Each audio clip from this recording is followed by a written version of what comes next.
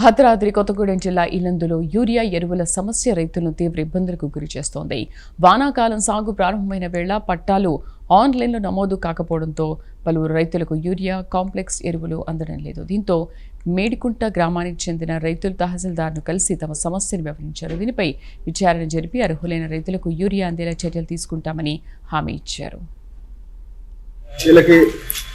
Ceiling పట్టాలు ఇచ్చి గత 30-40 సంవత్సరాలు అవుతుంది.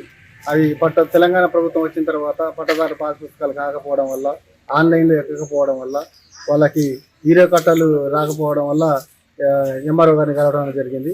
ఎంఆర్ఓ గారు ఇన్సూరెన్స్ ఇచ్చి అది ఎవరెవరికి ఎన్ని ఎకరాలు ఉందో అది దాన్ని ప్రూఫ్ చేస్తే ఎంక్వైరీ చేసి దాని ప్రకారంగా మేము ఏఓ గారికి పంపుతామనే విషయం చెప్పారు. కాబట్టి ఇదంతా కూడా పట్టాదారు పాస్ పుస్తకాలు రాకపోవడం వల్లనే వీరికి ఇలా యూరియా కట్టాలు రాకపోవడం జరుగుతుంది.